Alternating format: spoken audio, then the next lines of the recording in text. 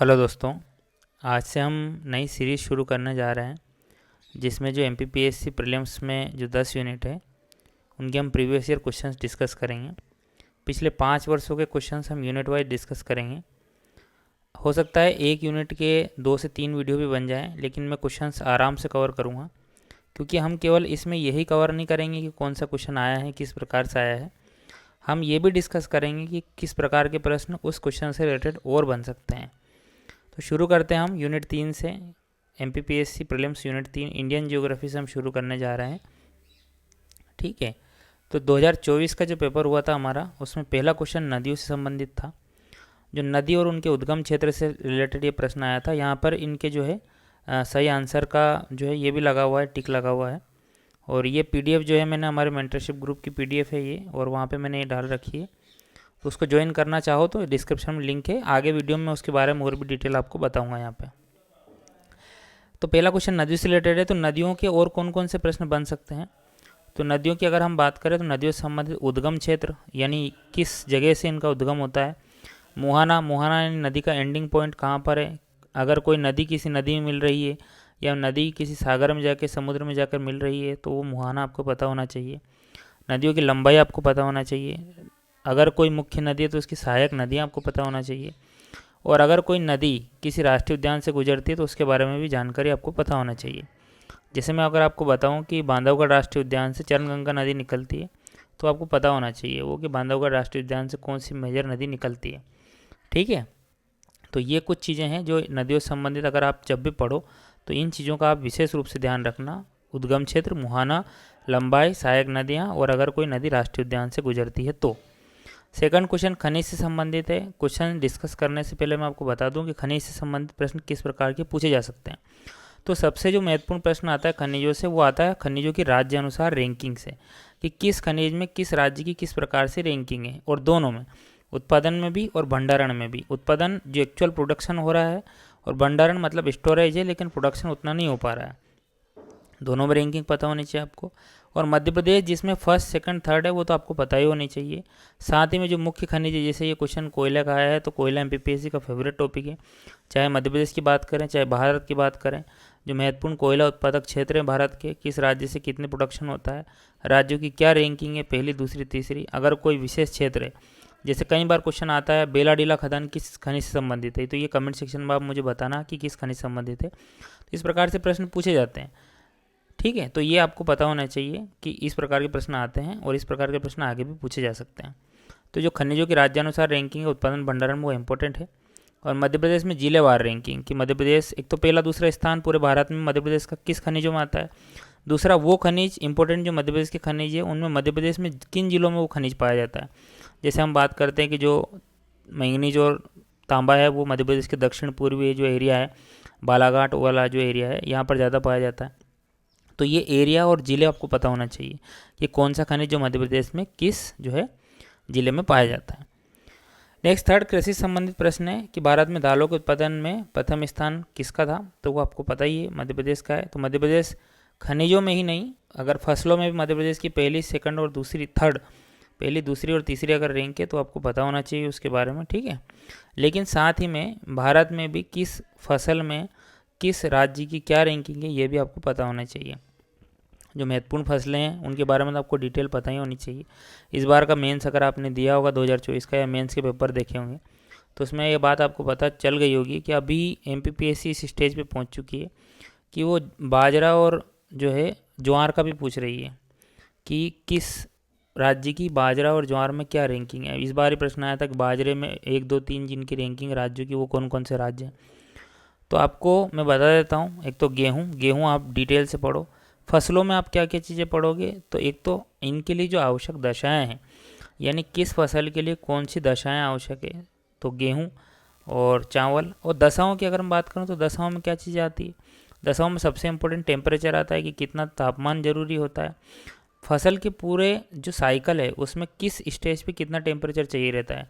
जैसे हम फसल उगा रहे हैं, बुआई कर रहे हैं, उस समय कैसा टेम्परेचर चाहिए, जब फसल पकने वाली है तब कैसा चाहिए। ठीक है। तो फसल वर्षा की अगर बात करूं, तीसरा मिट्टी की अगर हम बात करें, तो ये 3 फैक्टर होते हैं जो कि जलवायु फैक्टर होते हैं। और इससे पता चलता है कि किस क्षेत्र में कौन सी फसल उत्पादित होती है और वो वहीं ज़्यादा क्यों होती है। जैसे हम बात करते हैं सोयाबीन की, गेहूं की, चावल की, ये किस क्षेत्र में ज़्यादा होते हैं। अब चावल आपको पता ही है कि जहाँ ज़्यादा वर्षा होती है वहाँ ज़्यादा होता है, और अगर ये पता है आपको तो इतना पता ही होगा आपको कि मध्य प्रदेश के जो दक्षिण पूर्वी और पूर्वी हिस्सा है वहाँ वर्षा ज़्यादा होती है, तो चावल वहाँ ऑब्वियसली बात है कि ज़्यादा हो गई। तो अगर ऑप्शन में ऐसा है तो आप एलिमिनेशन में भी इसकी मदद ले सकते हैं। तो गेहूँ, चावल, इसके बाद हम मक्का, मक्का के बाद हम बात करते हैं सोयाबीन, सोयाबीन के बाद कपास, ठीक है, कपास के बाद जो है बाजरा, और बाजरा के बाद ज्वार। ये तो फसलें आपको इनके लिए जो आवश्यक दशाएं हैं वो ज़रूरी है, इम्पोर्टेंट है। चौथा प्रश्न हम देखते हैं कि वही देख लो, वापस से एक प्रश्न आ गया, खनिज से दो प्रश्न आए थे कि कौन सा राज्य बॉक्साइट का सबसे बड़ा उत्पादक भंडार रखता है। बहुत ही सरल प्रश्न है, बहुत सरल। अगर आपको पता है ये क्वेश्चन तो इससे इजी कोई क्वेश्चन ही नहीं है पूरे पेपर में। लेकिन एक्चुअल बात ये है कि आपको पता तो होना चाहिए कि किस राज्य में कौन से खनिज का प्रोडक्शन हो रहा है। अगर नहीं पता है तो ये one of the difficult question है। 75 नंबर का क्वेश्चन अगर मैं बात करूं तो ये जलवायु और अल नीनो, ला नीनो, जलवायु परिवर्तन के परिणाम, दक्षिणी दोलन, इनसे प्रश्न आया है। ज़्यादा डिटेल का प्रश्न नहीं है, बहुत ही इजी प्रकृति का प्रश्न। आपको सभी पता होगा कि अल नीनो जो है वो प्रति 3 से 8 वर्षों में आती है, प्रतिवर्ष नहीं आती। तो ये बहुत ही इजी क्वेश्चन है, लेकिन इसके लिए आपको इन सभी के बेसिक पता होना चाहिए, ठीक है। और जब आप पेपर सोल्व करें तो हाँ पूछ रहा है या नहीं पूछ रहा है, इस बात का विशेष रूप से ध्यान दें, ठीक है। तो अल नीनो, ला नीनो के बारे में आपको बेसिक डिटेल, दक्षिणी दोलन उसके बारे में बेसिक डिटेल आपको पता होना चाहिए। क्या क्या चीज़ें पता होना चाहिए इनके बारे में कि ये फिनोमिना जो है ये किस क्षेत्र में होता है। जैसे हम बात करते हैं पूर्वी प्रशांत महासागर और पश्चिम प्रशांत महासागर, इन दोनों में जो है ओसिलेशन, साउथर्न ओसिलेशन होता है, दक्षिणी दोलन। किस प्रकार से किस एरिया में जो है पहले न्यूनतम तापमान होता है, किस एरिया में ज़्यादा तापमान होता है, कौन से एरिया से जो है वाष्पोत्सर्जन ज़्यादा होता है, उस वजह से जो है धाराएँ चलने लगती है। ये सब चीज़ें बेसिक आपको पता होना चाहिए। जलवायु परिवर्तन क्या है, क्या परिणाम उसके सामने आ रहे हैं, नकारात्मक परिणाम पे प्रश्न बन सकता है, ठीक है। नेक्स्ट प्रश्न देखो, कृषि से दो प्रश्न आए, खनिज से दो प्रश्न आए, इस बात को नोट करना आप। कृषि से क्या प्रश्न आया, चावल का सबसे बड़ा उत्पादक राज्य कौन सा है। एकदम सड़ा प्रकृति का प्रश्न है ये, इसे सरल प्रश्न कोई भी नहीं है। अगर आप वास्तव में पढ़े होंगे तो आपको ये बात पता होगी। लोग इसको यूँ कठिन मान लिए 2024 को, मेरे को तो नहीं लगता कठिन पेपर है। पढ़ते पढ़ते बचपन से पढ़ते पढ़ते बूढ़े हो गए हैं काफ़ी लोग, के पश्चिम बंगाल जो है कितने सालों से जो पहला उत्पादक है, ऐसा तो नहीं है कि बदल गया है। तो फसल उत्पादन की राज्य अनुसार रैंकिंग आपको पता होना चाहिए। ये बॉक्साइट का प्रश्न हो गया, अल नीनो का हो गया, चावल का हो गया, ये कोई प्रश्न है, प्रश्न की श्रेणी में ही नहीं आते हैं। तो दो खनिज से हो गए, दो फसल से हो गए, देख लो एक और नदी वाला प्रश्न आ गया, तो दो नदियों से हो गए। निम्नलिखित में से कौन सी सबसे लंबी नदी है। अगर मैंने बताई लंबाई की, मैंने बात करी थी कि लंबाई अगर आपको पता है तो क्रम आप इजीली निकाल सकते हो, ठीक है। तो ये 6 प्रश्न तो यही होगा, एक जनगणना का मान लो तो 8 तो यही हो गए। तो 4 टॉपिक से 8 क्वेश्चन आ गए 10 में से, अब और क्या लो आप, और बाकी टॉपिक तो है ही उस वाले में, ठीक है। नेक्स्ट प्रश्न की बात हम करते हैं। चक्रवात से प्रश्न आया, मैंने काफ़ी बार बता चुका हूँ मैं कि चक्रवात में क्या क्या चीज़ें आपको इंपॉर्टेंट है। वो ये है कि आप गूगल कर लेना जैसे आप एग्ज़ाम देने जा रहे हैं।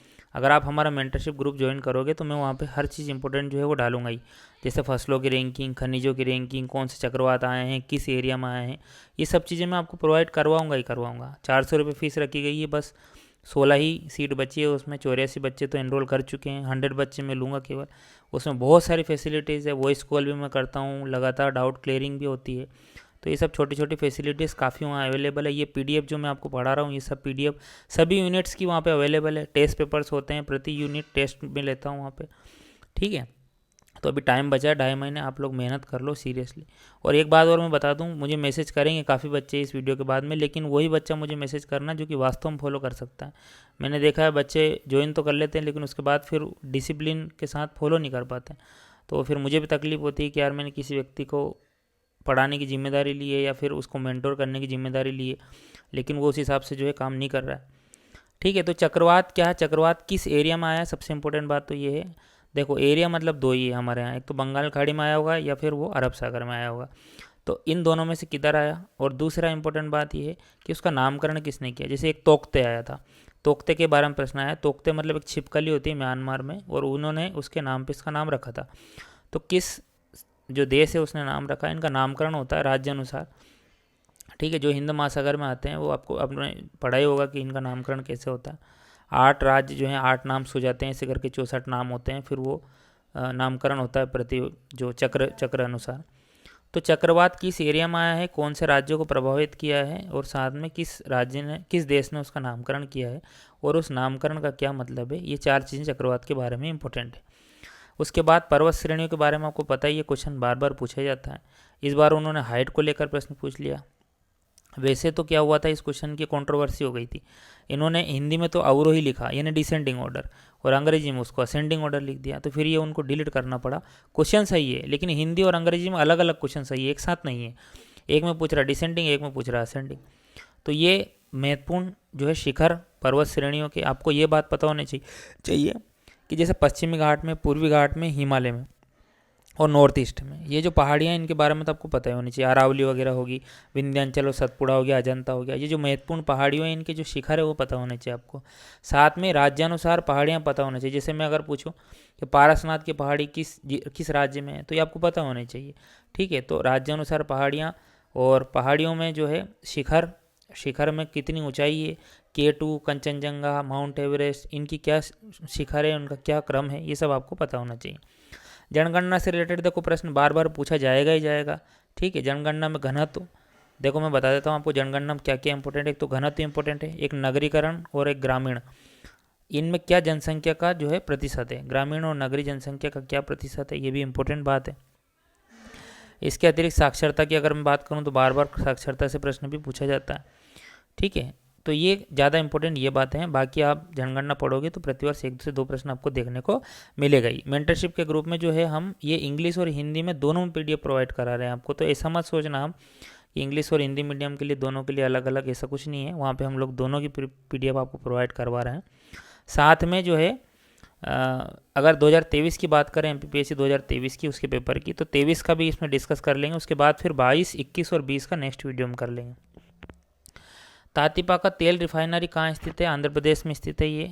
और ये क्वेश्चन करंट अफेयर्स का मान लो इसको, अगर देखा जाए तो ये भी क्वेश्चन करंट अफेयर्स का आया था, कौन सा गाजा स्ट्रिप के पास में है। वैसे जब भूगोल विश्व का हुआ करता था सिलेबस में, अब विश्व का भूगोल बचा ही नहीं, अब केवल भारत का भूगोल ही सिलेबस में है। तो ये क्वेश्चंस अब नहीं आएंगे, लेकिन पुराना क्वेश्चन इसलिए मैंने कवर कर लिया। देखो खनिज का फिर आ गया आपको कि कौन सा स्थान जो है, ये मैंने बताया था कि क्षेत्र इंपॉर्टेंट है, खनिजों के क्षेत्र इंपॉर्टेंट है। जैसे बेलाडीला मैंने बताया था किस खनिज के लिए इंपॉर्टेंट, आपसे पूछा था प्रश्न, आपने कमेंट सेक्शन में बताया होगा मेरे को। तो ये इस प्रकार से पूछा जाता है कि क्षेत्र किस राज्य में, और राज्य की क्या रैंकिंग है किस खनिज में, है ना। नेक्स्ट मैं आपको बता दूं तो ये इंडियन ज्योग्राफी के हल्के बेसिक्स भी आपको पता होना चाहिए। जैसे पटल विरूपण क्या है, हिमालय की जो निर्माण हुआ था उसमें क्या प्रक्रियाएं लगी है, भूसन्नति क्या होती है, ये सब चीज़ें पता होनी चाहिए। साक्षरता का क्रम जो है पूछते हैं MPPSC जनगणना वाला। वायुमंडलीय परत, जलवायु तथा मौसम सभी परिवर्तनों के लिए जानी जाती है। वायुमंडल की जो परतें हैं सभी, इनके बारे में जो बेसिक डिटेल है। देखो ये फिर क्वेश्चन आएगा, नासिक जिले में त्र्यंबक पहाड़ी से कौन सी नदी निकलती है। ठीक है, और इसके बाद नेशनल पार्क और वाइल्ड लाइफ सेंचुरी, हाँ मैंने ये बताना भूल गया, उस वाले में कोई क्वेश्चन आया ही नहीं। तो national park, biosphere reserve, tiger reserve और वाइल्ड लाइफ सेंचुरी, इन चारों से प्रश्न बनता ही बनता है। ठीक, और इनसे ये पता होना चाहिए आपको कि किस राज्य में कौन सा राष्ट्रीय उद्यान है।